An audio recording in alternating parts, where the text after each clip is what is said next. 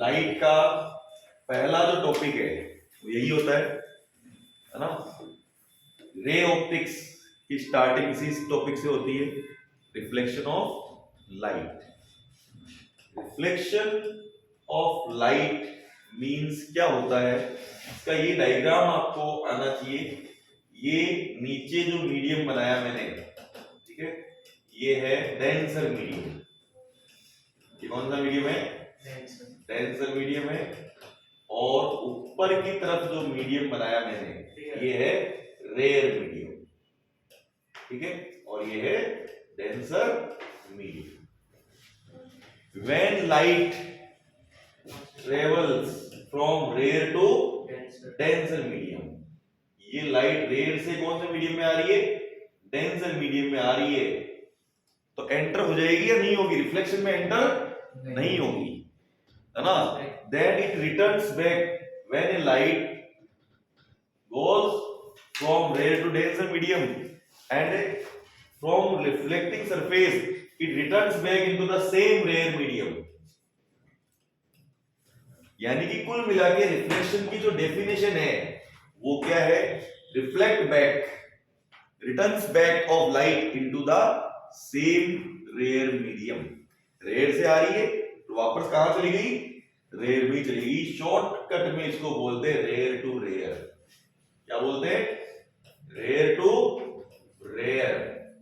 ये रिफ्लेक्शन का शॉर्टकट है ना। कैसे? देखिए, ध्यान दीजिए। रिटर्न्स बैक ऑफ लाइट रे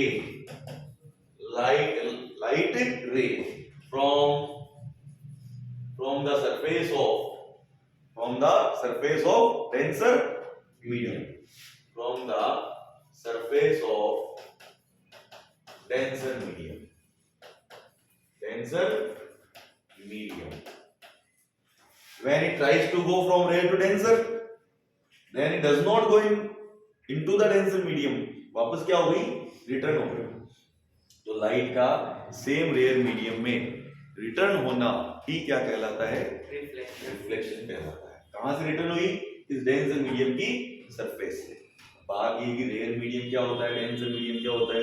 जो मीडियम लाइट होता है ना। जैसे मान लीजिए, है ना, मैंने ये लिखा एयर और वाटर, इसमें से रेयर कौन सा है? एयर जो है वो रेयर मीडियम है ना, और वाटर कौन सा मीडियम है? Denser medium. चलो ठीक है। अगर मैंने लिख दिया ग्लास और वाटर, अब बताइए कौन सा रेयर मीडियम है, कौन सा डेंसर मीडियम है? वाटर रेयर है, ग्लास डेंसर। अब वाटर रेयर मीडियम है और ग्लास डेंसर मीडियम है। जिसका रिफ्लेक्टिव इंडेक्स ज्यादा है वो दूसरे के कंपेयर में डेंसर होगा। कोई जरूरी नहीं है वाटर हमेशा डेंसर ही हो। यहाँ वाटर क्या हो गया? रेयर हो गया। जो मीडियम हार्ड है, गाढ़ा है, वो डेंसर है। समझ गए? दूसरे के रेस्पेक्ट में, ठीक है। तो रेयर और डेंसर आर रिलेटिव टर्म्स, एक दूसरे के टर्म्स में देखे जाएंगे, ठीक है ना। आप हमेशा ये नहीं कह सकते कि वाटर ही ऑलवेज डेंसर मीडियम होता है ना। तो कुल मिला के इस एग्जांपल से आपको ये समझ में आ गया कि क्या rare and denser are relative terms. कैसी है? रिलेटिव टर्म्स है। रिलेटिव टर्म्स का मतलब क्या हुआ कि दोनों डिपेंड कर रहे हैं किस पे? एक दूसरे के रेस्पेक्ट में, है ना। Are relative terms. Relative terms का मतलब क्या हुआ? डिफाइंड, उनको डिफाइन करेंगे कैसे? Defined with respect to other, दूसरे के रेस्पेक्ट में डिफाइन की जाएगी। अब बात है इसके लॉ। रिफ्लेक्शन लॉ है ना आपके सिलेबस में। कितने लॉज है? How many laws of reflection? Yes, first law क्या है? रिफ्लेक्शन का पहला लॉ क्या है? इस लाइन का क्या नाम है ये बताइए मुझे। ये जो स्ट्रेट जो लाइन ड्रॉ करने जा रहे हैं अपन, ये क्या है? नॉर्मल है। इस लाइट का नाम होगा इंसिडेंट रे। क्या है ये? Incident ray. जो लाइट आ रही है वो इंसिडेंट और जो जा रही है वो है रिफ्लेक्टेड रे। ठीक है, ये इंसिडेंट रे और ये रिफ्लेक्टेड रे, और इसका नाम है नॉर्मल। क्या है? नॉर्मल। और इस सरफेस का नाम है रिफ्लेक्टिंग सरफेस। क्या बोलते हैं इसको? Reflecting surface. या इसका एक नाम और है डिफरेंशिएटिंग सरफेस। क्या? Differentiating surface. क्यों है इसका नाम डिफरेंशिएटिंग सरफेस? क्योंकि ये सरफेस दोनों मीडियम को क्या कर रही है? डिफरेंशिएट कर रही है। कर रही है ना, अलग अलग कर रही है। ठीक है, ये डेंसर मीडियम हो गया। अब ये एंगल क्या हुआ? Angle of incidence. आपसे पूछ ले define angle of incidence. The angle between incident ray and normal is called angle of incidence, and it is angle of reflection. The angle between normal and reflected ray is called angle of reflection.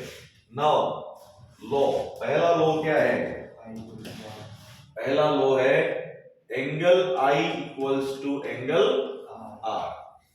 Angle of incidence is equal to angle of reflection. लिख सकते हो language में, short में लिखवा रहा हूं मैं आपको। दूसरा जो law है वो है all three lines, all three rays।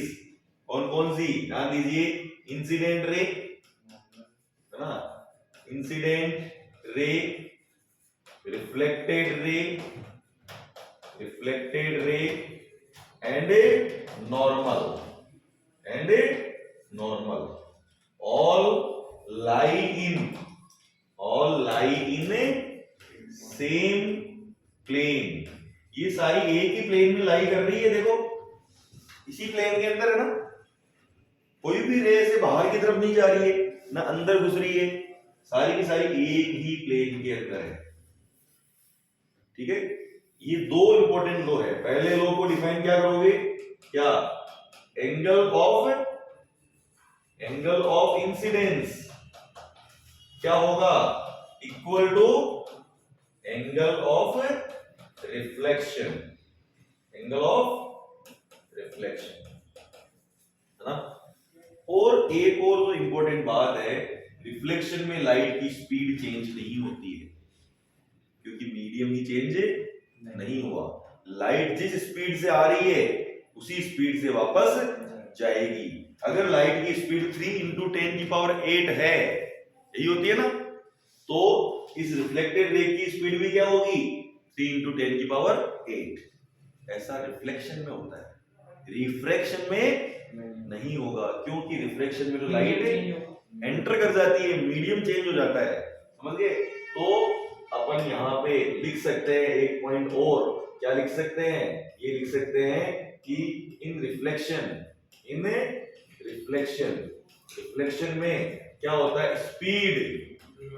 Speed of light, ठीक है, नेवर चेंज, कभी भी चेंज नहीं होती है। ठीक है, इसलिए अपन ये कह सकते हैं कि फ्रीक्वेंसी, वेवलेंथ एंड स्पीड, ये तीनों ही जो है वो क्या रहते हैं? सेम रहेगी, कोई भी चेंज नहीं होगा। चेंज होने वाला फैक्टर फ्रीक्वेंसी तो कभी भी चेंज नहीं होती है। क्यों? क्योंकि फ्रीक्वेंसी हमेशा सोर्स की प्रॉपर्टी होती है। जिस सोर्स से लाइट आ रही होती है ना, ठीक है, उस सोर्स की प्रॉपर्टी है क्या? फ्रीक्वेंसी है ना। फ्रीक्वेंसी रिफ्रैक्शन में भी चेंज नहीं होगी।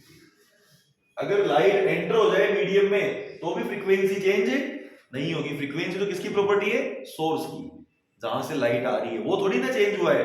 समझ गए है ना। और आपने 9th क्लास में ये फॉर्मूला पढ़ा होगा, V = F लैम्डा, है ना। ये 9th क्लास का फॉर्मूला है, यानी कि अगर V चेंज नहीं हो रहा है, फ्रीक्वेंसी तो कभी भी चेंज नहीं होती है, तो लैम्डा भी चेंज नहीं होगा। ये तीनों के तीनों ही क्या रहेंगे? कांस्टेंट रहेंगे। ये इंपॉर्टेंट बात है। ये कुछ एक्स्ट्रा अपन को पता होना चाहिए, समझ गए? फ्रीक्वेंसी में डाउन फ्रीक्वेंसी, में डाउन फ्रीक्वेंसी में बताओ क्या? इसमें फ्रीक्वेंसी क्या होती है? इसलिए आपको लगा कि अगर फ्रीक्वेंसी आती सबसे पहले तो देखो ये फ्रीक्वेंसी और लैम्बडा ये दोनों अपन को पता होने चाहिए कि लैम्बडा क्या होता है। ये 9th क्लास के अंदर है, वेव साउंड आपने पढ़ा होगा। लाइट हमेशा जैसे वेव की फॉर्म में ट्रेवल करती है ना। लाइट की दो तरह का नेचर होता है, कुछ जगहों पर तो लाइट पार्टिकल की फॉर्म में ट्रेवल करती है ना, और कुछ जगहों पे लाइट वेव की फॉर्म में ट्रेवल करती है। फॉर एग्जांपल देखिए जैसे कि ये थोड़ा सा हायर स्टडी में आपके आएगा, जैसे अपन पढ़ने जा रहे हैं रिफ्लेक्शन, है ना। अपन अगला टॉपिक पढ़ेंगे रिफ्रैक्शन, आपका एक टॉपिक टीआईआर भी आएगा ना, टोटल इंटरनल रिफ्लेक्शन। आपका एक टॉपिक डिस्पर्जन भी आएगा, है ना, ठीक है। आपका एक टॉपिक स्कैटरिंग भी आएगा, ठीक है। ये 5 टॉपिक है। इन पांचों ही टॉपिक्स के अंदर जो लाइट है वो रे की तरह बिहेव करती है। किसकी तरह? रे की तरह। रे का मतलब ये रे है ऐसे, यही है ना रे। रे किससे मिलके बनी है? पार्टिकल से। बहुत सारे पार्टिकल्स को आप एक के बाद एक जोड़ोगे तभी तो वो क्या बनी? रे बनी, है ना। तो रे का मतलब कौन सा नेचर हुआ लाइट का? Particle nature. कौन सा नेचर हुआ? Particle nature. यानी कि लाइट का पार्टिकल नेचर भी होता है। और कुछ टॉपिक्स ऐसे हैं जो आपके आगे आएंगे, अभी नहीं है, 12th में आएंगे। क्या? डिफ्रैक्शन, क्या? डिफ्रैक्शन, इंटरफेरेंस, है ना, ठीक है, पोलराइजेशन, ये आगे आएंगे। ये आपने पहली बार सुने होंगे, आपके लिए नए हैं, कोई दिक्कत नहीं है। इन सब में लाइट का वेव नेचर होता है। कैसा होता है? वेव नेचर होता है। यानी कि लाइट किसकी तरह प्रोपोगेट करती है? वेव की तरह चलती है, समझ गए? So light have two nature simultaneously, है ना। कभी वो रे की तरह बिहेव कर लेती है, कभी वो वेव की तरह बिहेव कर लेती है। It is called dual nature of light. Light का कोई पूछे कि नेचर कैसा होता है? ड्यूअल, डबल रोल होता है लाइट का। जहां जैसी रिक्वायरमेंट है वहां वैसा वो बिहेव कर लेती है। तो लाइट वेव की फॉर्म में भी चलती है। ये वेव ही तो है, एक वेव है ना। इस वेव का एक साइकिल कहां पे कंप्लीट हुआ? देखो आप यहां से रवाना हुई तो यहां एक चक्कर पूरा हो गया क्या? एक साइकिल की जो डिस्टेंस होती है उसको बोलते हैं लैम्बडा। क्या बोलते हैं? लैम्बडा बोलते हैं। The distance travelled in one cycle is called wavelength. Okay, light किस स्पीड से जा रही है? लाइट की वेलोसिटी होगी v। अब फ्रीक्वेंसी किसे कहते हैं? नंबर ऑफ साइकिल्स पर सेकंड। एक सेकंड में कितने साइकिल होते हैं वही क्या होती है? फ्रीक्वेंसी, समझ गए? तो फ्रीक्वेंसी को f से रिप्रेजेंट करते हैं। कई जगह न्यू से भी किया हुआ है, कई जगह n से भी किया हुआ है। ये सब क्या है? फ्रीक्वेंसीज, है ना। तो इन तीनों में रिलेशन क्या है? v, f और लैम्बडा में v equals to f lambda, है ना। तो फ्रीक्वेंसी जो है वो कभी भी चेंज है, हर वेव की फ्रीक्वेंसी होती है। Light is a wave, sound is also a wave, sound भी वेव्स की फॉर्म में जाती है, समझ गए? तो लाइट एक वेव है, तो इसका मतलब लाइट वेव, हर वेव की फ्रीक्वेंसी होती है।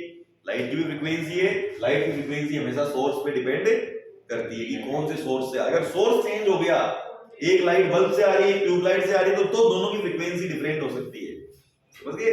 सन से लाइट आ रही है और वो चाहे मीडियम में एंटर हो या ना हो, frequency always remains same. Okay, and in reflection velocity also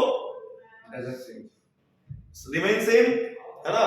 तो जब फ्रीक्वेंसी और वेलोसिटी दोनों सेम है तो फिर लैम्बडा भी क्या होगा?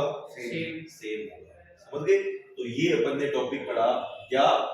रिफ्लेक्शन ऑफ लाइट, है ना। लाइट का रिफ्लेक्शन कैसे कैसे होता है। अब अपन साथ के साथ ही पढ़ते हैं रिफ्रैक्शन। क्या? Refraction of light. रिफ्रैक्शन में क्या होगा, है ना। देखिएगा ध्यान से, रिफ्रैक्शन बता रहा हूं मैं आपको। रिफ्रैक्शन ऑफ लाइट, लाइट का रिफ्रैक्शन। रिफ्रैक्शन में देखिए वही ये दो मीडियम लिए मैंने, है ना। ये डेंसर मीडियम है है ना, और ऊपर कौन सा मीडियम हो गया, रेयर मीडियम। ये लाइट आ रही है रेयर मीडियम से, इसमें एंटर हो गई, डेंसर में एंटर हो गई, तो देखिएगा इसका क्या हो गया, इट बेंड टुवर्ड्स नॉर्मल, हो गई नॉर्मल की तरफ बेंड, है ना। और दूसरे डायग्राम देखिए, मैंने ऊपर कौन सा मीडियम बना लिया, डेंसर मीडियम बना दिया ना, ऊपर डेंसर मीडियम बना दिया। वापस से वही लाइट देखिए, डेंसर से आ रही है अपनी बार, denser to rarer, it bends away from normal, एक में टुवर्ड्स नॉर्मल थी और एक में अवे फ्रॉम नॉर्मल थी, ठीक है। देखिएगा बताता हूं मैं, ये अपन ने कौन सा मीडियम, ये लाइट रे ऐसे ली मैंने, ये नॉर्मल है, क्या है नॉर्मल, और ये बेंड अवे फ्रॉम नॉर्मल, है ना। अब देखिए सबसे पहले तो रिफ्रैक्शन की डेफिनेशन क्या है, इसकी डेफिनेशन, रिफ्रैक्शन की डेफिनेशन क्या होती है, ध्यान दीजिए, when light enters from one medium to another medium, when light ray enters from one medium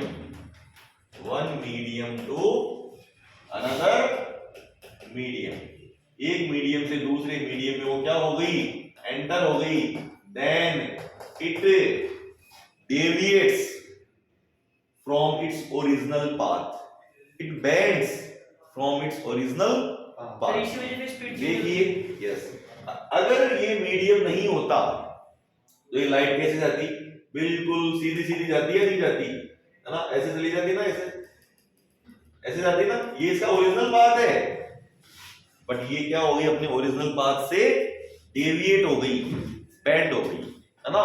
ये देखिए ये इसका ओरिजिनल पाथ है ना, ओरिजिनल पाथ, ये अपने ओरिजिनल पाथ से क्या हो गई, बेंड हो गई, डेविएट होना बोलते हैं उसको, then it deviates बोल दो या bend बोल दो, bend from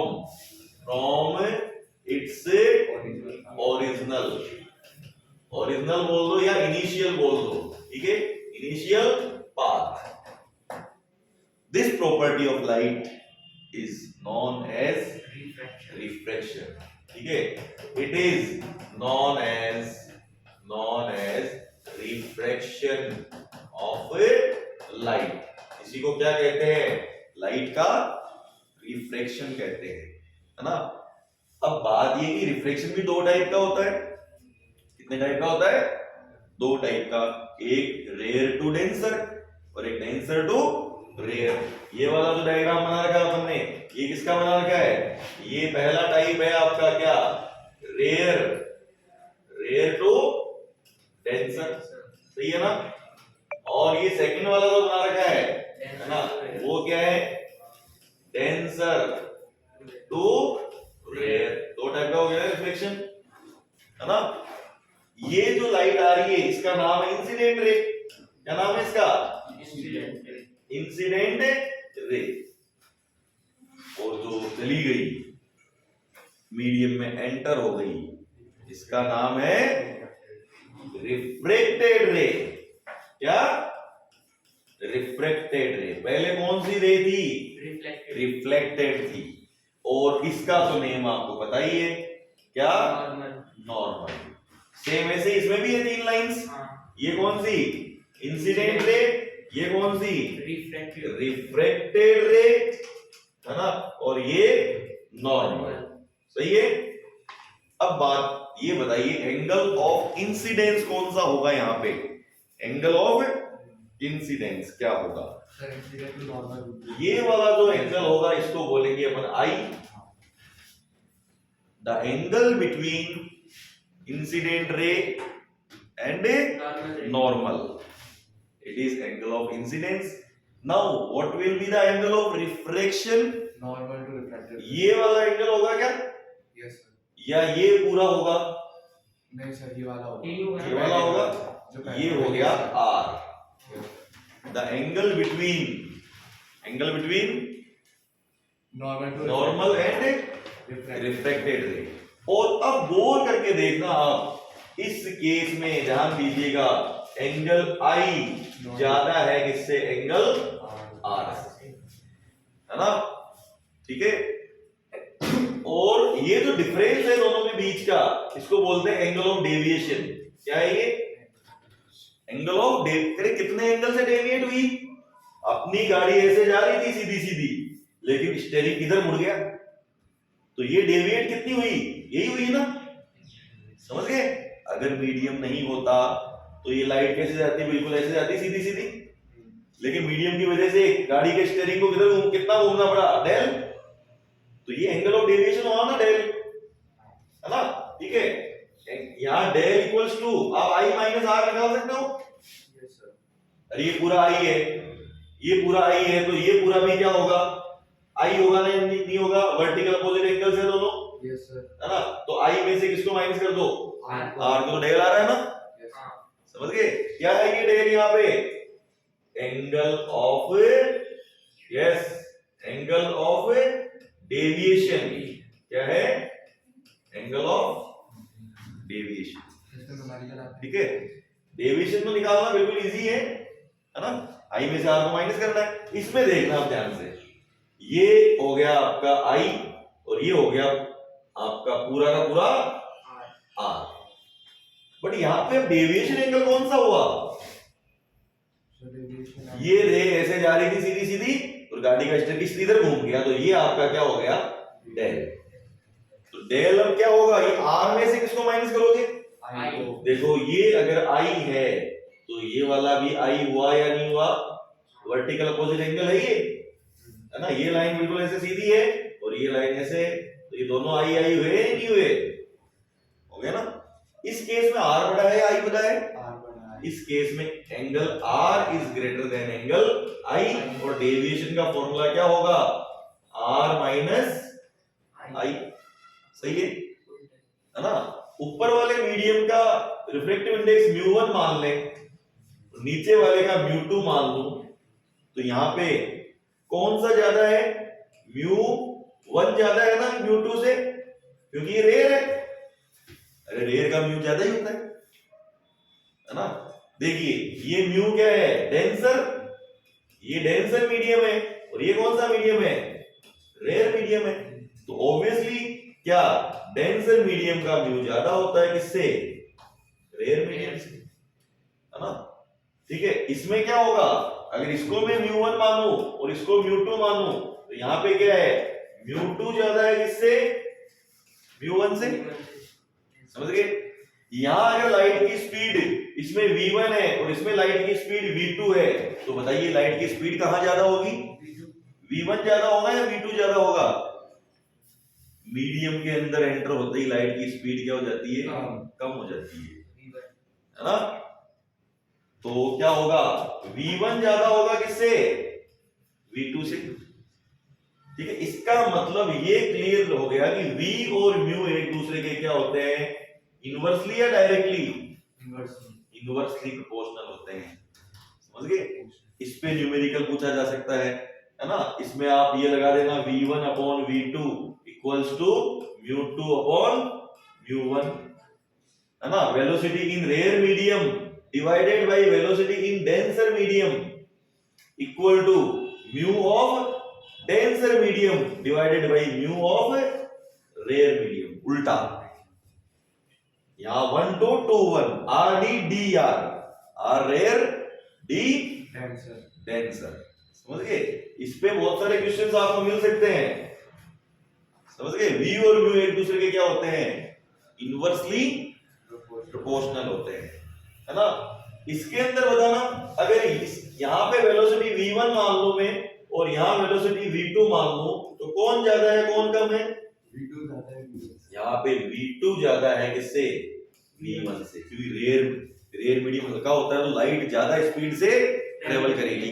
और अभी आपने पूछा था ना कि सर ये बैंड क्यों हो रही है, इसका रीजन क्या है, इसका रीजन भी यही है, मीडियम थोड़ा सा गाढ़ा हो गया, है ना, थोड़ा सा डेंस हो गया, तो लाइट की स्पीड क्या हो गई, कम हो गई, कम होने से फिर उसको थोड़ा बैंड होना पड़ा। यहाँ लाइट की स्पीड ज्यादा होगी तो अवे फ्रॉम, समझ गए, अवे फ्रॉम बैंड, यानी कि कुल मिला के ये दो टॉपिक अपन ने जो लिखे हैं, एक तो कौन सा, रेयर टू डेंस और एक डेंसर टू रेयर। तो इसके अंदर तो लाइट क्या हो रही है, बेंड हो रही है। किधर बेंड हो रही है, bend away from normal, normal से अवे बेंड हो रही है। और इसके अंदर जो लाइट है वो क्या हो रही है, वो हो रही है बेंड टुवर्ड्स नॉर्मल। समझ गए? तो ये अपन ने डिटेल में रिफ्रैक्शन पढ़ा है। क्या, रिफ्रैक्शन ऑफ लाइट। रिफ्रैक्शन क्या होता है, बेंडिंग ऑफ लाइट, है ना, deviation, bending of light when enters from one medium to another medium, short में, है ना। यानी कुल मिलाकर के इसी डेफिनेशन को शॉर्ट में क्या लिख सकते हैं, bending of light, bending of light from, when light bend कब होगी बताइए, कब बेंड होगी, bending of light when it enters from one medium to another medium। ये दो डेफिनेशन है, दोनों सेम ही है, ये थोड़ी और शॉर्ट में हो गई। ओके, तो ये अपन ने क्या पढ़ा, रिफ्रैक्शन ऑफ लाइट, लाइट का क्या, रिफ्रैक्शन। ठीक है, तो रिफ्लेक्शन और रिफ्रैक्शन ये दो अपन को आने चाहिए, तभी आपको मिरर और लेंस आएंगे। मिरर कौन से टॉपिक का पार्ट है, रिफ्लेक्शन का या रिफ्रैक्शन का, रिफ्लेक्शन का। कि मिरर में रिफ्लेक्शन होता है और लेंस में रिफ्रैक्शन होता है। ओके, तो ये नोट कर लीजिए आप, रिफ्रैक्शन एंड रिफ्लेक्शन।